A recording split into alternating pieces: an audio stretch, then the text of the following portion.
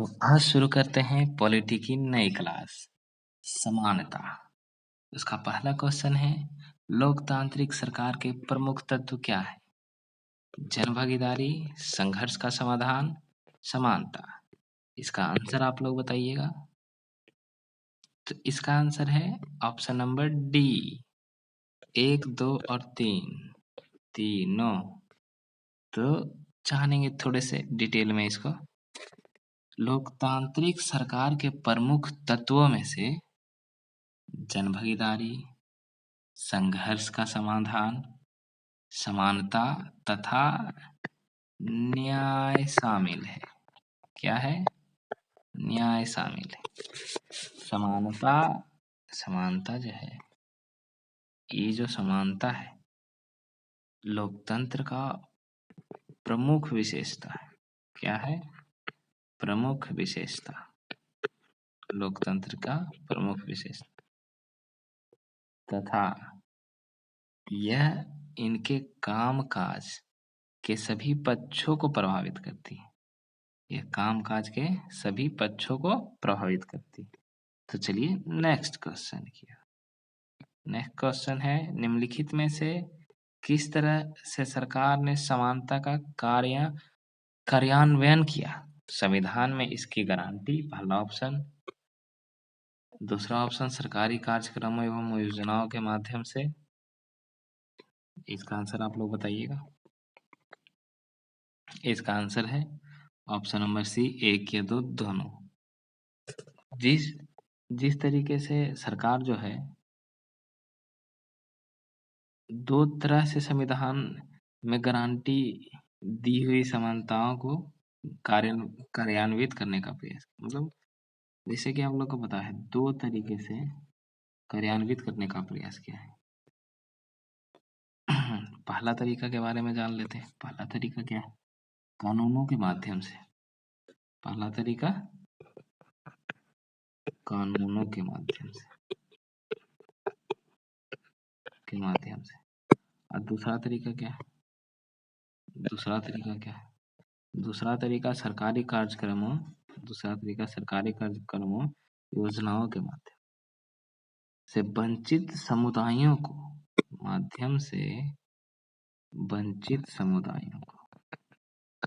वंचित समुदाय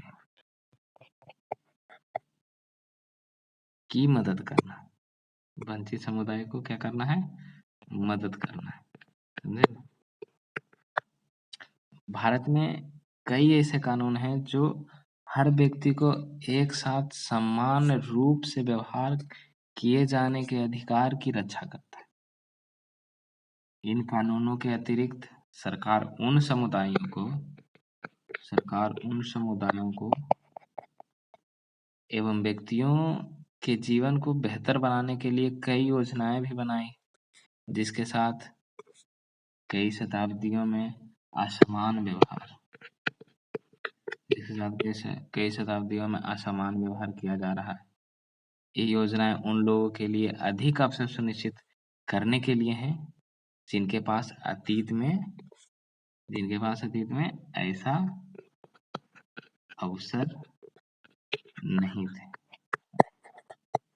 इनके लिए योजनाएं बनाई थी। तो फिर चलते हैं अगले नेक्स्ट क्वेश्चन की ओर। मिड डे मील, मध्याह्न भोजन योजना के बारे में निम्नलिखित में से कौन सा कथन सही? तो पहला ऑप्शन है, यह योजना सभी सरकारी प्राथमिक विद्यालय में बच्चों को पका हुआ भोजन उपलब्ध कराने के लिए शुरू किए गए कार्यक्रमों को इंगित करती है। दूसरा ऑप्शन, तमिलनाडु भारत का वह पहला राज्य था जिसने इस योजना को शुरू किया था। उसके बाद तीसरा ऑप्शन, वर्ष 2000 में सर्वोच्च न्यायालय ने सभी सरकारी योजनाओं को 6 महीनों के भीतर अपने स्कूलों में इस कार्यक्रम को शुरू करने के लिए कहा था। देखते हैं आंसर क्या है, आप लोग बताइए। इसका आंसर है ऑप्शन नंबर 1 और 2 दोनों। इसका आंसर है पहला ऑप्शन और दूसरा ऑप्शन। ये जो मिड डे मील है सरकार द्वारा उठाए गए कदमों में से एक कदम है जिसे हम मिड डे मील कहते हैं, जिसे हम क्या कहते हैं, मिड डे मील, जिसे मध्याह्न भोजन भी कहते हैं। यह सभी सरकारी प्राथमिक विद्यालय को पका हुआ भोजन, बच्चों को पका हुआ भोजन उपलब्ध कराने के लिए शुरू किया गया कार्यक्रम है। ये ऑप्शन सही। तमिलनाडु इस योजना को शुरू करने वाला भारत का पहला राज्य, योजना को शुरू करने वाला भारत का पहला राज्य बना, ये भी ऑप्शन सही। अब चलते हैं तीसरे ऑप्शन की ओर। ये जो है 2000 नहीं, यहाँ पे 2001 ईस्वी, 2001 में सर्वोच्च न्यायालय ने सभी राज्य सरकारों को 6 महीनों के भीतर अपने स्कूल में इस कार्यक्रम को शुरू करने के लिए कहा। इस कार्यक्रम के कई सकारात्मक प्रभाव पड़े। इस कार्यक्रम को कई सकारात्मक यानी पॉजिटिव प्रभाव हुए। इनमें से कुछ शामिल हैं। इस योजना को लाभ उठाने के लिए अधिक से अधिक निर्धन यानी गरीब बच्चे, जो दलित परिवार से आते हैं, निर्धन बच्चे ने दाखिला लेना शुरू किया। क्या किया निर्धन बच्चों ने? अधिक से अधिक मात्रा में स्कूल में एडमिशन लेना चालू किया, और एडमिशन तो लिए ही, साथ साथ रेगुलर स्कूल भी आने लगे। इसका यही प्रभाव बहुत अच्छा था। फिर चलते हैं अगले नेक्स्ट क्वेश्चन की ओर। संविधान के निम्नलिखित प्रावधानों में से कौन समानताओं को मान्यता देता है? समानता यानी इक्वलिटी। पहला ऑप्शन है हर व्यक्ति कानून के समक्ष समान है। दूसरा ऑप्शन है किसी भी व्यक्ति के साथ उसके धर्म, नस्ल, जाति, जन्म स्थान, या चाहे वो महिला हो या पुरुष, इन किसी भी आधार पर भेदभाव नहीं किया जा सकता। तीसरा ऑप्शन है सरकार को कार्यक्रमों एवं योजनाओं के माध्यम से वंचित समुदाय की मदद करनी है। इसका आंसर आप लोग बताइएगा क्या होगा। इसका आंसर है ऑप्शन नंबर 1, 1 और 2 दोनों। चलेंगे आंसर की ओर। इसका पहला कदम, समानता का पहला कदम यह था कि यह कानूनों के समक्ष प्रत्येक व्यक्ति समान थे। प्रत्येक व्यक्ति, कानून के समक्ष प्रत्येक व्यक्ति समान थे। इसका अर्थ यह है कि देश के राष्ट्रपति, हमारे देश के जो राष्ट्रपति हैं, आप लोग कमेंट सेक्शन में बताइएगा वर्तमान में हमारे देश के राष्ट्रपति कौन है। तो हमारे देश के राष्ट्रपति से लेकर घरेलू कर्मचारी, जो घरेलू कर्मचारी, ठीक है, घरेलू कर्मचारी तक हर व्यक्ति को एक ही तरह के कानून का पालन करना है। किस तरह के? एक ही तरह के कानून, एक ही तरह के कानून का पालन करना है। अब दूसरा ऑप्शन की वजह से, दूसरा किसी भी व्यक्ति को, जैसे दूसरा ऑप्शन है किसी भी व्यक्ति को उसके धर्म, जाति, नस्ल या जन्म स्थान, यह चाहे वो महिला हो या पुरुष, इन किसी भी आधार पर भेदभाव नहीं किया जा सकता है। और तीसरा ऑप्शन की ओर चलते हैं। हर व्यक्ति को, तीसरा, हर व्यक्ति की पहुंच खेल के मैदान, इसी में है योजना, जो खेल के मैदान, होटल, दुकानें एवं बाजार सहित सभी सार्वजनिक स्थलों तक हो। सभी व्यक्ति उपलब्ध कुआं, सड़कों, स्नान घाटों, सार्वजनिक स्थलों का उपयोग कर सकते हैं, तथा सभी प्रकार के सार्वजनिक स्थलों का सार्वजनिक स्थानों का उपयोग कर सकते हैं। क्या कर सकते हैं? सभी सार्वजनिक स्थानों का उपयोग कर सकते हैं। और चौथा है अस्पृश्यता, जिसको कहते हैं, जिसे लोग छुआछूत कहते हैं, छुआछूत। इसे इंग्लिश में इनटचेबिलिटी भी कहा जाता है। जो छुआछूत की भावना है एक दूसरे के प्रति, उसको समाप्त करना। उसको क्या करना? समाप्त कर दिया गया, उसको समाप्त कर दिया। तो इसका आंसर है ऑप्शन नंबर 1 और 2 दोनों। अब चलते हैं अगले नेक्स्ट क्वेश्चन की ओर। मध्याह्न भोजन निम्नलिखित योजना के निम्नलिखित में से कौन से लाभ दलित महिलाओं को भोजन पकाने के लिए नियोजित किया जाता है? मध्याह्न भोजन कार्यक्रमों में निर्धन छात्रों की भूख को मिटाने में सहायक है। मध्याह्न भोजन कार्यक्रम स्कूल में निर्धन बच्चों के नामांकन एवं उनकी उपस्थिति बढ़ाने में सहायक हुआ। तो एक चीज हम देखेंगे इसमें, इसका आंसर आप लोग बताइए, इसका आंसर कौन है? तो इसका आंसर है ऑप्शन नंबर, कौन है बताइए आप लोग? इसका आंसर है ऑप्शन नंबर डी, 1, 2 और 3 तीनों है। तो इसमें थोड़ा डिटेल से हम लोग चलेंगे। निर्धन बच्चों ने दाखिला लेना, नियमित रूप से स्कूल जाना प्रारंभ कर दिया। क्या कर दिया? मिड डे मील के कारण नियमित रूप से, यानी रेगुलर बच्चे स्कूल जाने लगे। शिक्षकों के अनुसार पहले बच्चे प्राय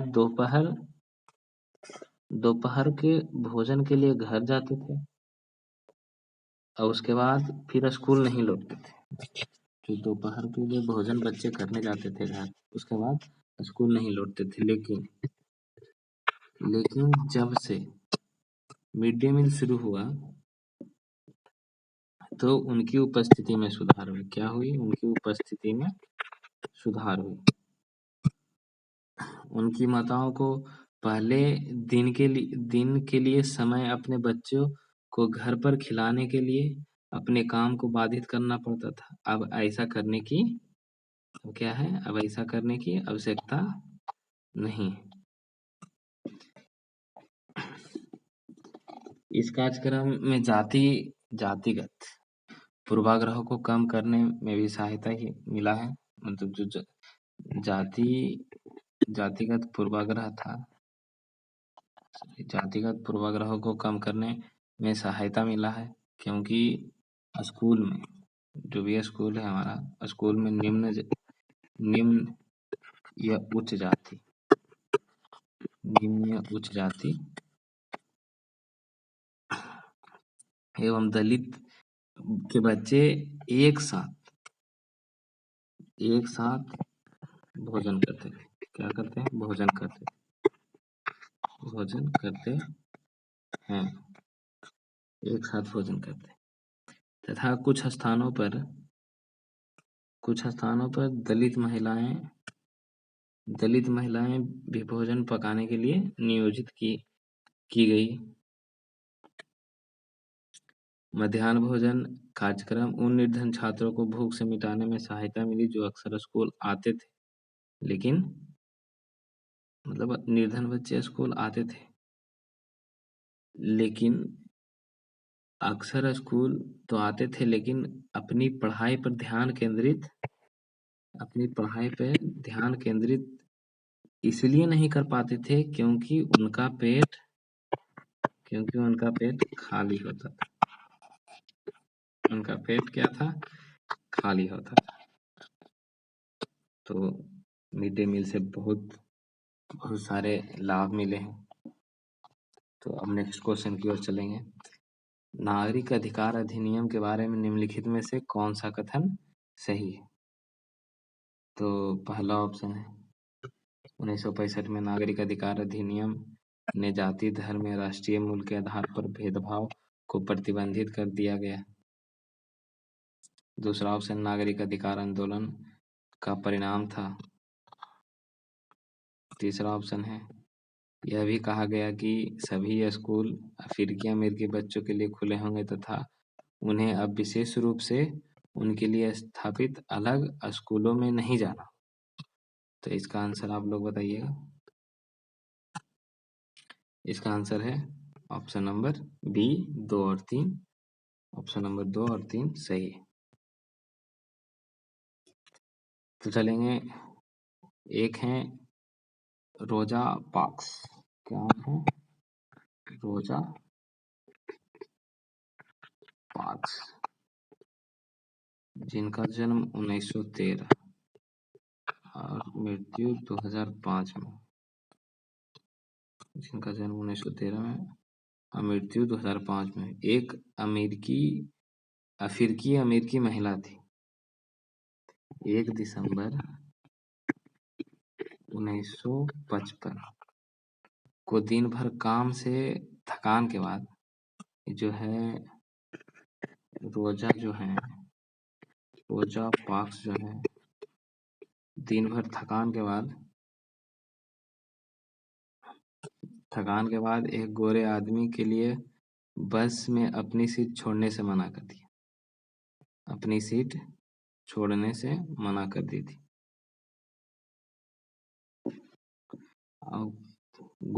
गोरे आदमी के लिए, तो उस महिला ने इनकार कर दिए जाने से अफ्रीकी अमेरिकी एक मतलब असमान व्यवहार के विरुद्ध एक आंदोलन खड़ा हो गया। उनको मना करने से विरुद्ध एक आंदोलन खड़ा हुआ तथा इसे ही नागरिक अधिकार आंदोलन, जो आंदोलन खड़ा हुआ इसे ही नागरिक अधिकार आंदोलन, जिसे सिविल राइट मूवमेंट के रूप में जाना जाता है। कि किस रूप में जाना जाता है? सिविल राइट मूवमेंट के रूप में। जो यहाँ पे ऑप्शन दिया गया है 1965, ये हुआ था 1964 में। कब हुआ था? 1964। नागरिक अधिकार अधिनियम ने जाति, धर्म और राष्ट्रीय मूल के आधार पर भेदभाव को प्रतिबंधित कर दिया। क्या कर दिया? प्रतिबंधित कर दिया गया। यह भी कहा गया कि सभी स्कूल जो है ये अफ्रीकी अमेरिकी बच्चों के लिए खुले होंगे तथा उन्हें अब विशेष रूप से उनके लिए स्थापित अलग अलग स्कूलों में नहीं जाना। तो इसका आंसर है ऑप्शन नंबर बी। अब अगले नेक्स्ट क्वेश्चन की ओर चलेंगे।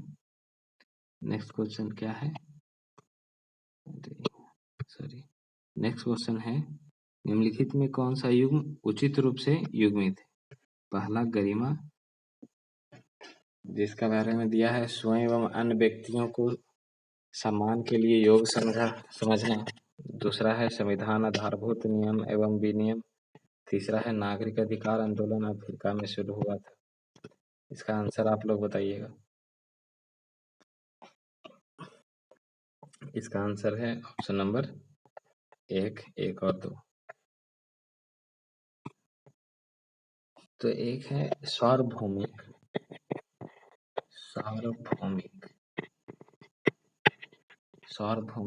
वयस्क मताधिकार। क्या कहते हैं? वयस्क मताधिकार। यह लोकतांत्रिक समाज का एक महत्वपूर्ण पक्ष है। यह लोकतांत्रिक समाज का एक महत्वपूर्ण पक्ष है। इसका अर्थ है सभी वयस्क जिनकी उम्र 18 वर्ष या इससे अधिक हो को समाज एवं आर्थिक पृष्ठभूमि के बावजूद वोट देने का अधिकार है।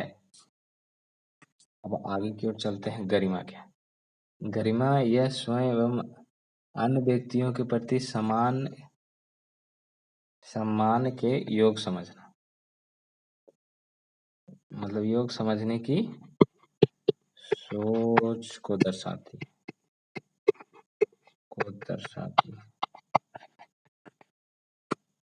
उसके बाद दूसरा ऑप्शन है संविधान आधारभूत यह एक ऐसा दस्तावेज है जिसका पालन करने के लिए देश के लोगों एवं सरकार के लिए एक आधारभूत नियम और कानून है, जिसे विनियमन कहते हैं। नागरिक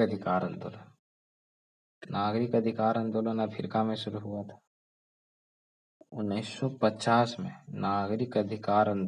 1950 में नागरिक अधिकार आंदोलन यूएसए में आरंभ हुआ। गलत है। वह आंदोलन अफ्रीकी अमेरिकी लोगों ने समान अधिकारों एवं नस्ल भेदभाव को समाप्त करने की मांग के लिए की थी। तो अगले नेक्स्ट क्वेश्चन की ओर चलते हैं। अनुच्छेद 15 के बारे में निम्नलिखित में से कौन सा कथन सही है? पहला, नस्ल, लिंग एवं जन्म स्थान के आधार पर भेदभाव का निषेध। दूसरा, राज्य किसी भी नागरिक को धर्म, जाति, नस्ल, लिंग, जन्म स्थान या उनमें से किसी के आधार पर भेदभाव नहीं करेगा। तीसरा ऑप्शन है यह मौलिक कर्तव्य का अंग है। तो नीचे दिए गए सही कथन का चयन कीजिए। इसका आंसर आप लोग बताइए, इसका आंसर क्या है? इसका आंसर ऑप्शन नंबर 1 और 2। चलिए आंसर की ओर। तो यह भारतीय संविधान के अनुच्छेद 15 के अंश है। धर्म, जाति, लिंग, नस्ल, जन्म स्थान के आधार पर भेदभाव का निषेध है। यह ऑप्शन सही है। राज्य के किसी भी नागरिक को धर्म, जाति वगैरह वगैरह किसी भी आधार पर भेदभाव नहीं करेगा। ये भी ऑप्शन सही है। उसके बाद कोई भी नागरिक धर्म, जाति, नस्ल, लिंग, जन्म स्थान या उनमें से किसी भी आधार पर निम्नलिखित में से किसी भी तरह के स्थलों पर जाने के देनदारी, प्रतिबंधित या किसी शर्त के अधीन नहीं होगा। किसी शर्त के अधीन नहीं होगा। किसी शर्त के अधीन नहीं होगा। दुकानों, सार्वजनिक रेस्टोरेंट, होटल तथा सार्वजनिक मनोरंजन स्थलों तक पहुंच, कुआं, टैंकों, स्नान घाटों, सड़कों तथा सार्वजनिक शालाओं के स्थान का उपयोग जो पूरी तरह या आंशिक रूप से राज्य कोष से